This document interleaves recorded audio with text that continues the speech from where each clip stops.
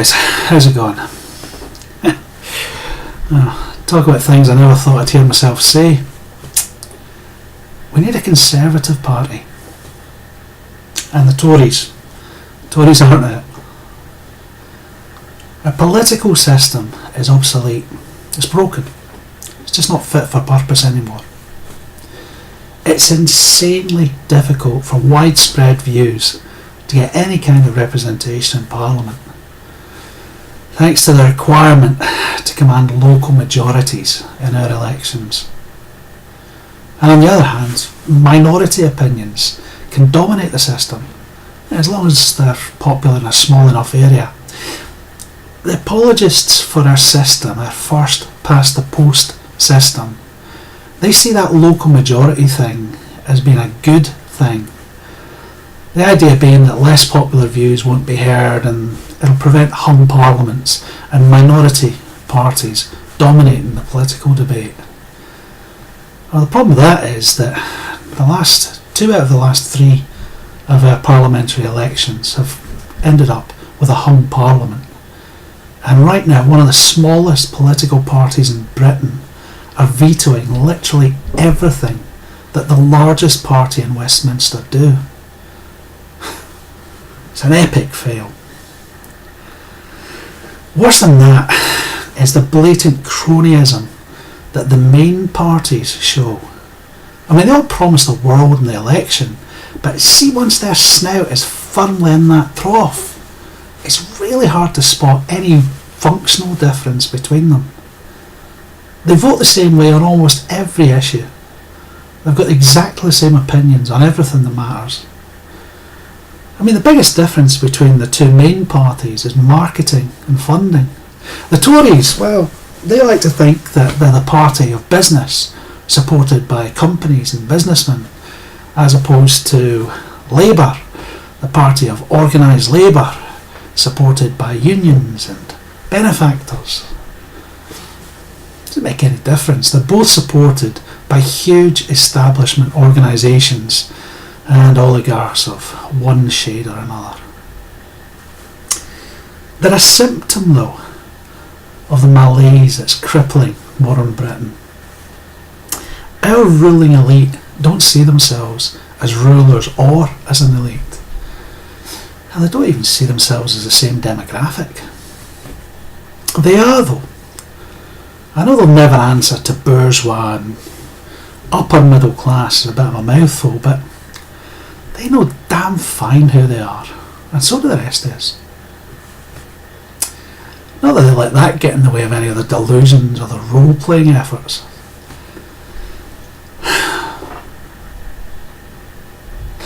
Give the Right Honourable Jeremy Corbyn MP, the leader of Her Majesty's loyal opposition, a few moments he had time.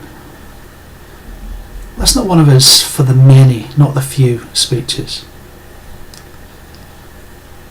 If you can get away from the fact that he's advocating for stealing other people's stuff, you're going to get to the point where you're thinking, this guy lives in a house that's worth just under £1 million in one of the nicest, whitest areas of London.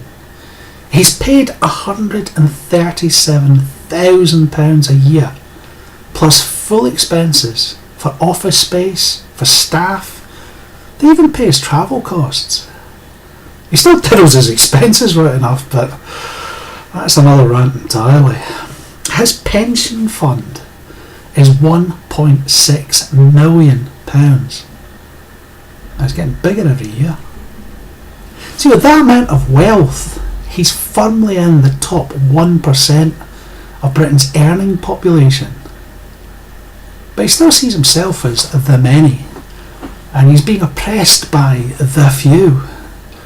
Don't know who the few are. The Illuminati, maybe? Fuck knows. The guy's likely to be our next Prime Minister, and if that happens, he's going to be in control of the world's 9th largest economy, a nuclear arsenal, and the most powerful armed forces on earth after the United States. I mean, it absolutely beggars belief that he can't, or won't, see the enormous wealth and power that he wields. But he's not alone. Our politicians are all crystal clear on the things that they're opposed to, but they're unbelievably reticent about what they're actually in favour of.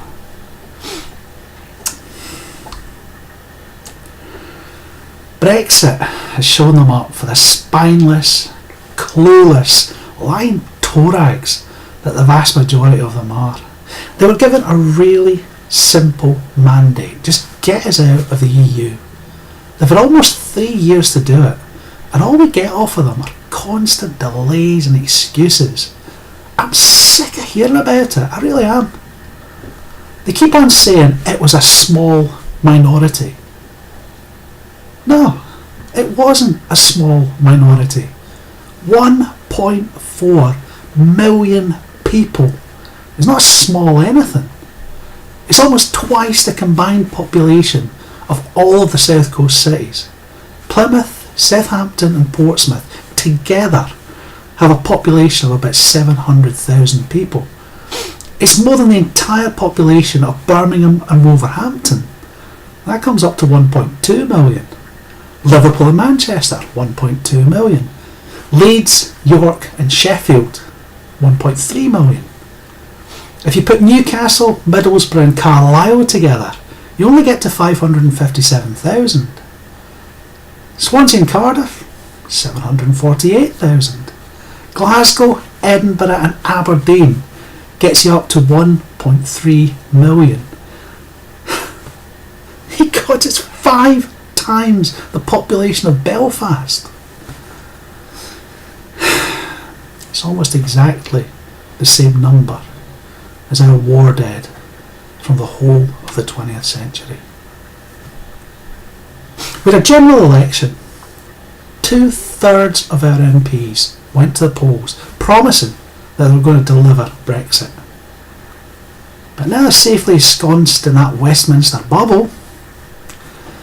That figure is almost exactly reversed. 2/3 of those lying, backstabbing fannies are openly declaring themselves to be Remainers.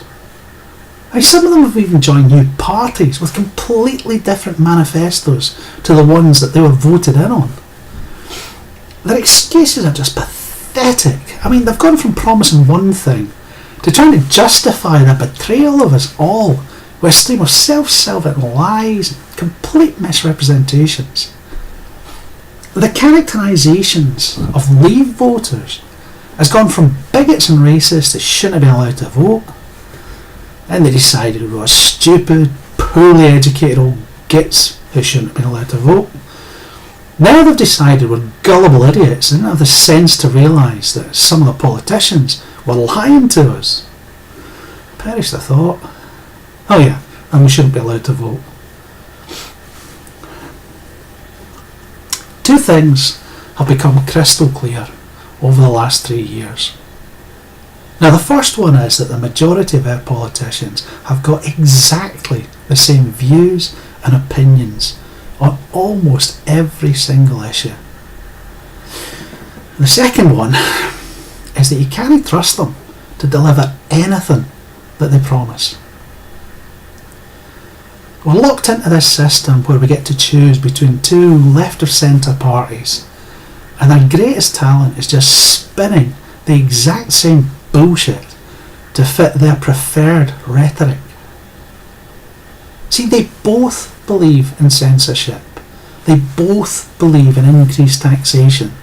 They love those poor taxes. They love putting up the tax on cheap alcohol, on sugar, on unhealthy foods, things like that. They're both two-faced lying gits about immigration. They always promise to reduce the numbers, and every single year they increase massive numbers of foreigners coming into the country. They both claim to be all about the emergency services, but Labour and Tories have both slashed, in real terms, they've slashed NHS budgets. They claim to be pro-NHS, and I mean, sometimes they pass new legislation forcing certain standards of care to be maintained, which would be great if they actually provided the funding to allow that level of service to be provided. They might have some budget for it if they weren't both absolutely in love with the idea of giving billions of hard-earned British pounds away in foreign aid. They don't really have that much oversight on who gets the cash. You wouldn't believe the number of scandals I've seen about that over the years. And of course, they both like to send their armed forces in. Drop a hat, in go the boys. Problem being, after the shooting stops, they got this penchant for throwing the boys under the bus. And the worst thing of all is, they both seem to want ever closer links to the EU. And the EU is one of the most sinister, least democratic regimes in our entire history. Don't want to get onto that. But we don't need left-wing parties. I don't care what they call themselves. And we don't need parties that have got a preference for foreign migrants over our own working communities. We don't need nationalists like the SNP, whose first allegiance is to Brussels rather than their own people. Now, what we need is a centre-right party. People who favour self-reliance, who are in favour of responsibility and a sense of collective national identity. Conservative, but with a small c. You want the kind of people who favour training our own children for jobs rather than importing foreigners who just happen to have the right skill set. You want people who would pay for our own emergency services rather than use the money to prop up third world despots.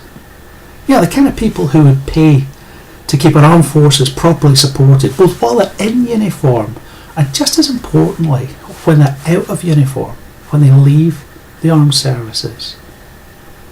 And you want a party that believes in the welfare state as a safety net, not a lifestyle choice. A party that would spend money, or spend the greater part of their budget, on British people who've paid into the system, rather than on migrants who just stepped off the plane. There's an EU election on Thursday. Please go out and vote. It's not first past the post. It's a form of proportional representation, so every single vote counts. And the guys who get the most votes are going to get the most MEPs. Now, if you're in the Northwest, can I please ask you to vote for Tommy Robinson, Stephen Yaxley Lennon? You might just save his life if you do.